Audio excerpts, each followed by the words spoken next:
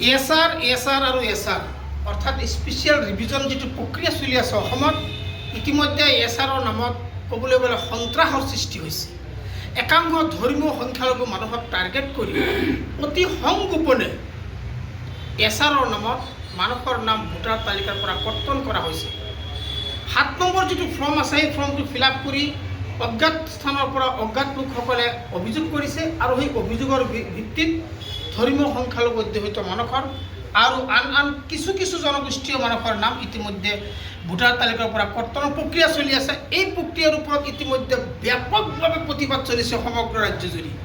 ইয়াৰ প্ৰতিবাদত ইতিমধ্যে গৰজি উঠিছে। ইতিমধ্যে দেখা গৈছে ওলামা কাউন্সিল অফ অসম নামৰ এটা সংগঠন, আৰু এই সংগঠনটোৱে বিগত দিনত নিস্বাৰ্থভাৱে ধৰ্মীয় সংখ্যালঘু অধ্যুষিত এলেকাত বিভিন্ন মছজিদত, বিভিন্ন মাদ্ৰাছাত বা অন্যান্য ধৰ্মাৱলম্বী লোকসকলৰ তাত গৈ তেওঁলোকে সদায় আত্মজনৰ কাষত থিয় হোৱা দেখা গৈছে। ইতিমধ্যে আজি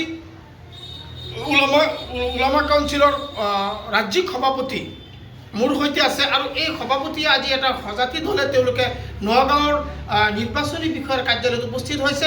তেওঁলোকে মেমৰেণ্ডাম দাখিল কৰিছে। মই পোনে যাবলৈ চেষ্টা কৰিম। আমাৰ লগত সংগঠনটোৰ সভাপতি আছে, তেওঁৰ প্ৰতিক্ৰিয়া এই ক্ষেত্ৰতে মই জানিবলৈ চেষ্টা কৰিম। হয়, ইতিমধ্যে দেখা গৈছে আপোনালোকে নগাঁও ইলেকশ্যন কমিশ্যনৰ অফিচত গৈছে, মেমৰেণ্ডামখন দিছে। কোনটো মেমৰেণ্ডাম দেখুৱাই দিম বুলি ক'লে? হয়, ইতিমধ্যে আপোনালোকে গম পাইছে যে এছআৰ প্ৰক্ৰিয়াৰ যোগেদি অসম চৰকাৰ তথা নিৰ্বাচনী বিষয়াৰ যোগেদি যি এক সন্ত্ৰাস সৃষ্টি কৰা হৈছে, মানুহ যথেষ্ট সংশয়ৰ মাজত দিন কটাবলগীয়া হৈছে। সেই পৰিপ্ৰেক্ষিতত আজি আমি ওলামা কাউন্সিল অফ অসমৰ তৰফৰ পৰা chief election commissioner Dispur Nagaon via Nagaon জিলা আমি এখন মেমৰেণ্ডাম প্ৰদান কৰিছোঁ, আৰু আমি ইয়াত মেমৰেণ্ডামত উল্লেখ কৰিছোঁ যে ইলেকশ্যন কমিশ্যনাৰে এখন স্বচ্ছ আৰু নিকা এটা ভোটাৰ লিষ্ট প্ৰস্তুত কৰিব লাগে। কাৰোবাৰ ভয় আৰু শংকা ভুগিব নালাগে।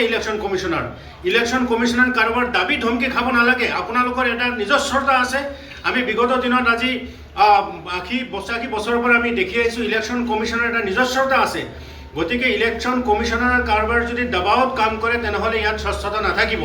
সেই হেতুকে আমি ওলামা কাউন্সিলৰ ফালৰ পৰা আমি চিফ ইলেকশ্যন কমিশ্যনাৰগৰাকীক আমি আহ্বান জনাইছোঁ যে এই মানুহখনে এই এছআৰৰ নামত যি নেকি এটা আশংকাত ভুগিব লগা হৈছে, এই আশংকা দূৰ কৰিবৰ কাৰণে তেনেকুৱা এক পৰিৱেশ সৃষ্টি কৰিব লাগে, আৰু ভোটাৰ তালিকা সম্পূৰ্ণ স্বচ্ছ আৰু নিকা ভাৱমূৰ্তিৰ এটা ভোটাৰ তালিকা প্ৰস্তুত কৰি আগন্তুক 26ৰ নিৰ্বাচনৰ কাৰণে প্ৰস্তুত কৰি দিবৰ কাৰণে ওলামা কাউন্সিলৰ ফালৰ পৰা আমি দাবী উত্থাপন কৰিছোঁ। ইতিমধ্যে দেখা গৈছে এটা বিশেষ শ্ৰেণীক টাৰ্গেট কৰা হৈছে, এটা বিশেষ জাতিক টাৰ্গেট কৰি এছআৰৰ জৰিয়তে সংগোপনে নাম কৰ্তন কৰাৰ এটা প্ৰক্ৰিয়া চলিছে। এই ক্ষেত্ৰত আপুনি কি ক'ব? হয়, ইতিমধ্যে এই বস্তুটো আমি বহু ঠাইত দেখিছোঁ যে একাংশ ভুৱা অভিযোগকাৰী, যাৰ কোনো যিজন অভিযোগকাৰী সেইজন স্বয়ং তেওঁ নিজে নাজানে। আজি আপোনালোকৰ নিচিনা আমি চেনেলৰ যোগেদি বিভিন্ন চেনেলৰ মাধ্যমত আমি দেখা পাইছোঁ যে যিজন অভিযোগকাৰী তেওঁ নিজে আহি পেলাই পৰৱৰ্তী অৱস্থাত চেনেলৰ সন্মুখত আহি থিয় দি কৈছে যে নহয়, মই অভিযোগ কৰা নাই, মোৰ নামত কোনোবাই এইটো ভুৱা অভিযোগ কৰিছে। গতিকে আমি এই ক্ষেত্ৰতো আমি নিৰ্বাচনী বিষয়াক আহ্বান জনাইছোঁ যে আপোনালোকে এই বস্তুটোৰ ওপৰতো তীক্ষ্ণ নজৰ ৰাখক। যিজন ভুৱা অভিযোগকাৰী তাৰ বিৰুদ্ধে বিহিত ব্যৱস্থা কৰক। এজন মানুহ মৃত হৈছোঁ বুলি, মানুহজন জীৱিত থকাৰ পাছত মৃত হৈছোঁ বুলি কেনেকৈ তেওঁ এনেধৰণৰ কথা ক'ব পাৰে? এজন মানুহ মৃত হোৱা নাই। আমাৰ ওলামা কাউন্সিলৰ এজন ষ্টেট এছিষ্টেণ্ট ছেক্ৰেটাৰী, সেই মানুহজন বিশ্বনাথ চাৰিআলি, তেখেতে মৃত্যু হোৱা নাই, বৰঞ্চ তেখেতৰ ওপৰত মৃত্যু হৈছে বুলি এনেকুৱা অভিযোগ কৰা হৈছে।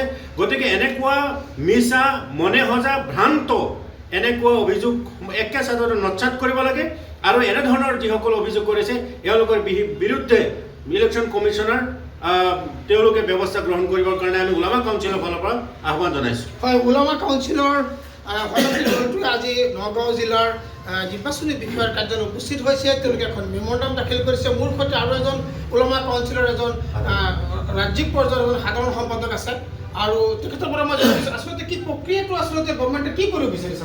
এইটোতো প্ৰকাশ্যত দেখা গৈছে যে আমাৰ সন্মানীয় মুখ্যমন্ত্ৰী হিমন্ত বিশ্ব শৰ্মা তেখেতে উচতাই দিছে বুলি ইতিমধ্যে ছ'চিয়েল মিডিয়াত ভাইৰেল হৈছে কথাখিনি।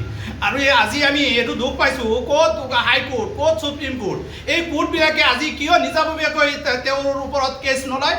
আৰু এনেকুৱা কথাত আৰু গোটেই অসমৰ অসমীয়া জাতিটোক মানে বদনাম কৰিছে আচলতে অসমীয়া জাতি তেনেকুৱা নাছিল আৰু আকান্তক দিনতো নাথাকে তেনেকুৱা উচৰণি দিয়াৰ পিছত কিছুমান বিজেপি কৰ্মীয়ে এই কামটো মানে কৰিছে কিন্তু ইয়াত নিৰ্বাচনী বিষয়াজনে নিজাববীয়াকৈ কেছ দিব লাগে আৰু হাইকোৰ্টে নিজাববীয়াকৈ কেছ ল'ব লাগে কিন্তু আমাৰ এই কোনোবা হাইকোৰ্টে বা কোনোবা নিৰ্বাচনী বিষয়াই কেছ লৈছে বুলি আমাৰ দৃষ্টিগোচৰ হোৱা নাই আমি তেওঁলোকক বা কোৰ্টক আমি হাতজোৰ কৰি অনুৰোধ কৰিছোঁ নিজাববীয়াকৈ কেছ লৈ আইনীগত বিচাৰ বিবেচনাত বিচাৰ কাঠগড়াত তেওঁলোকক থিয় কৰাব লাগে হয় এয়া আছিলে ওলমা কাউন্সিল অফ অসমৰ প্ৰতিনিধিৰ সৈতে ডিএ নিউজ প্লাছৰ এক্সক্লুচিভ সাক্ষাৎ যিকোনো খবৰৰ বাবে যোগাযোগ কৰক আমাৰ এই নম্বৰত 9181 307 2221